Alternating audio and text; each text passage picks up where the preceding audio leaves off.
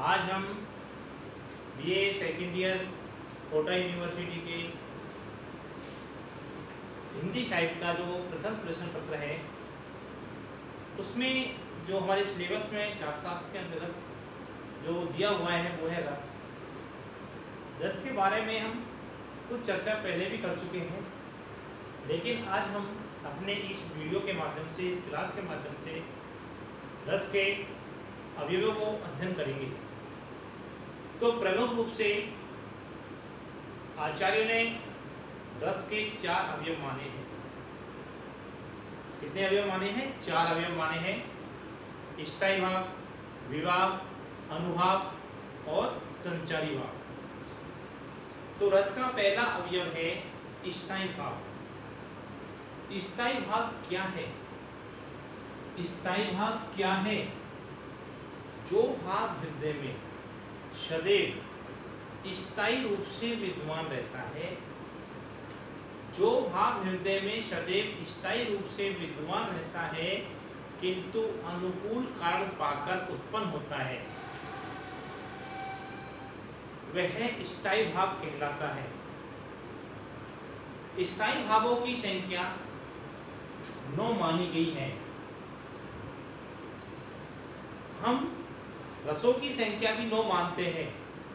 तात्पर्य ये है कि प्रत्येक रस का एक स्थायी भाव होता है जो प्रत्येक व्यक्ति के हृदय में स्थायी रूप से विद्यमान रहता है, किंतु अनुकूल कारण पाकर वह फिर उत्पन्न होता है। तो रस, जो 9 रसों की हम चर्चा करते हैं वो रस है श्रृंगार, वीर, क्रोध, विवश, अद्भुत, शांत, हास्य, भयानक और करुण। ये 9 रस हिंदी में माने गए हैं। इनसे संबंधित एक स्थायी भाव होता है, जैसे श्रृंगार रस का स्थायी भाव रति या प्रेम, वीर रस का स्थायी भाव उत्साह, क्रोध रस का स्थायी भाव क्रोध, विवश रस का स्थायी भाव जुगुप्सा या घृणा, अद्भुत रस का स्थायी भाव विस्मय या आश्चर्य, शांत रस का स्थायी भाव निर्वेद, हास्य रस का स्थायी भाव हास, भयानक रस का स्थायी भाव भय और करुण रस का स्थायी भाव शोक। इस प्रकार हिंदी में 9 रस माने गए हैं और प्रत्येक रस से संबंधित एक स्थायी भाव माना गया है। श्रृंगार रस को हिंदी साहित्य में रसराज कहा गया है, यानी सभी रसों में सबसे महत्वपूर्ण जो रस माना गया है वो कौन सा है? श्रृंगार रस। और इसी कारण इस रस को आचार्यों ने क्या नाम दिया है? रसराज, यानी रसों का भी राजा। दूसरा जो अवयव है, दूसरा जो अंग है इस रसों का वो है विभाव। विभाव का अर्थ होता है कारण। विभाव का अर्थ होता है कारण। जिन कारणों से सहृदय सामाजिक के हृदय में, जिन कारणों से सहृदय सामाजिक यानी सामान्य जनता, सामान्य व्यक्ति के हृदय में स्थायी भाव उत्पन्न होता है, जिन कारणों से, वो कारण क्या कहलाते हैं? विभाव कहलाते हैं। जिन कारणों से सहृदय सामाजिक के हृदय में स्थायी भाव उत्पन्न होता है तो वो कारण क्या कहलाएंगे? विभाव कहलाते हैं। विभाव 2 प्रकार के होते हैं, आलंबन विभाव और उद्दीपन विभाव। विभाव कितने प्रकार के होते हैं? विभाव 2 प्रकार के होते हैं, आलंबन विभाव और उद्दीपन विभाव। अब हम लेते हैं आलंबन विभाव को। आलंबन विभाव वो विभाव होता है, वो कारण होता है जिसके कारण आश्रय के हृदय में स्थायी भाव उत्पन्न होता है। यह शब्द आया आश्रय। आश्रय का मतलब हम ले सकते हैं सहृदय सामाजिक, यानी जिसके कारण आश्रय के हृदय में, सहृदय सामाजिक के हृदय में स्थायी भाव उत्पन्न होता है वो कहलाएगा आलंबन विभाव। जैसे उदाहरण के तौर पर हम राजा दुष्यंत और शकुंतला को ले सकते हैं। तो राजा दुष्यंत के हृदय में शकुंतला को देखकर रति नामक भाव उत्पन्न होता है, प्रेम नामक भाव उत्पन्न होता है। तो यहाँ पर राजा दुष्यंत क्या है? सहृदय सामाजिक, यानी कि दुष्यंत क्या है? आश्रय है, और शकुंतला क्या है? आलंबन है। के कारण, जिसके कारण जिसके कारण स्थायी भाव उत्पन्न होता है वो कहलाएगा आलम्बन विभाव, और जिसके हृदय में उत्पन्न होता है वो कहलाएगा आश्रय। यानी कि राजा दुष्यंत के हृदय में शकुंतला को देखकर रति नामक जो भाव उत्पन्न होता है, तो यहाँ पे राजा दुष्यंत क्या है, आश्रय, और शकुंतला क्या हुई, आलम्बन विभाव।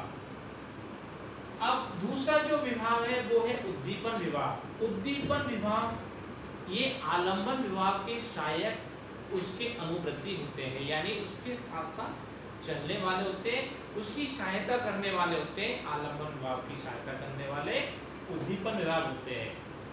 आलम्बन की चेष्टाएं और बाहरी वातावरण दो तत्व इसके अंतर्गत आते हैं, यानी कि उद्दीपन विभाव के अंतर्गत आलम्बन की जो चेष्टाएं होती है, जो क्रियाएं होती है, जो गतिविधि होती है, इसके अलावा जो बाहरी वातावरण, बाहरी आवरण होगा वो किसके अंतर्गत आएगा, उद्दीपन विभाव के अंतर्गत। जैसे हमने बात की थी राजा दुष्यंत और शकुंतला की। राजा दुष्यंत के हृदय में शकुंतला को देखकर रति नामक भाव जागृत होता है, यानी दुष्यंत आश्रय होता है और शकुंतला आलम्बन होती है, यानी कारण होती है। अब आलम्बन की जो चेष्टाएं हैं, यानी शकुंतला की जो क्रियाएं हैं, वो राजा दुष्यंत के हृदय में जो रति नामक भाव जागृत हुआ है उसको बढ़ाने का कार्य करती है, उसको अनुव्रत करती है, यानी उसको बढ़ाती है। इसी के साथ साथ चांदनी रात, नंदी का एकांत किनारा, उपवन, ये जो भारी वातावरण होता है ये प्रेम नामक भाव को और अधिक जागृत करता है, रति भाव को बढ़ाने का कार्य करता है, तो ये कहलाएगा उद्दीपन विभाव। रस का जो तीसरा अवयव जो आता है वो है अनुभाव। अनुभाव की परिभाषा देते हुए कहा गया है अनुभावो भाव बोधक, यानी कि भाव का बोध कराने वाले कारण। भाव का बोध यानी जानकारी, भाव का बोध कराने वाले कारण अनुभाव कहलाते हैं। आश्रय की जहां पर आश्रय की चेष्टाएं अनुभाव के अंतर्गत आती है और आलंबन की चेष्टाएं उद्दीपन विभाव के अंतर्गत आती है, यानी कि जो भाव का बोध कराने वाले कारण अनुभाव कहलाते हैं, तो अनुभाव के अंतर्गत किसकी क्रियाएं आएगी, आश्रय की क्रियाएं आएगी, राजा दुष्यंत की क्रियाएं आएगी। जिस प्रकार आलंबन की क्रियाएं किसमें आती है, उद्दीपन विभाव के अंतर्गत मानी गई है। आश्रय के कारण ये पता चलता है कि व्यक्ति के हृदय में, सहृदय सामाजिक के हृदय में कौन सा भाव जागृत हुआ है। इसकी जानकारी हमें जिस भाव के माध्यम से मिलती है वो अनुभाव कहलाता है। अनुभाव चार प्रकार के माने गए हैं, कायिक या आंगिक अनुभाव, वाचिक अनुभाव, आहार्य अनुभाव और सात्विक अनुभाव। कायिक या आंगिक अनुभाव का संबंध शरीर की चेष्टाओं से होता है, शरीर की क्रियाओं से होता है, गतिविधियों से होता है। वाचिक अनुभाव का संबंध वाणी से होता है, यानी कि वाचिक अनुभाव वाणी के माध्यम से प्रकट होते हैं। आहार्य जो अनुभाव है ये वेशभूषा और अलंकरण से संबंधित होते हैं। सात्विक अनुभाव जो सबसे महत्वपूर्ण है, सात्विक अनुभाव ये सत्व के योग से उत्पन्न होते हैं, जिन पर व्यक्ति का कोई वश नहीं होता, यानी कि वो अनुभाव जिन पर व्यक्ति का किसी प्रकार का वश नहीं होता, कंट्रोल नहीं होता, नियंत्रण नहीं होता, वो सात्विक अनुभाव कहलाते हैं। इनकी संख्या 8 मानी गई है।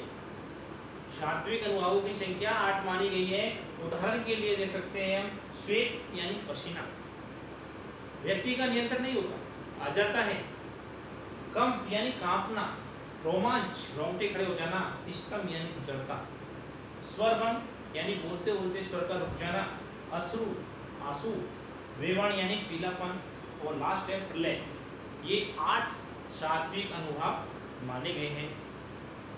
रस का जो चौथा अंतिम जो अवयव है वो है संचारी भाव। संचारी भाव क्या है?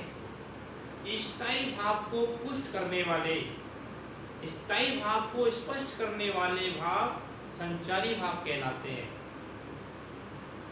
ये सभी रसों में संचरण करते हैं, यानी सभी रसों में पाए जाते हैं, इसलिए इन्हें हम व्यभिचारी भाव भी कहा जाते हैं। यानी व्यभिचारी भाव और संचारी भाव दोनों एक ही बात है। ये सभी रसों में संचरण करते हैं और ये स्थायी भाव को स्पष्ट करते हैं, इसलिए इन्हें संचारी भाव कहा गया है। इनकी संख्या 33 मानी गई है। प्रश्न पूछा जाता है कि संचारी भावों की संख्या कितनी मानी जाती है, तो उनकी संख्या कितनी है? 33। जैसे विवेक, सुइया, स्मृति, धृति, वीड़ा, चपलता आदि। इस प्रकार ये 33 संचारी भाव माने जाते हैं। धन्यवाद।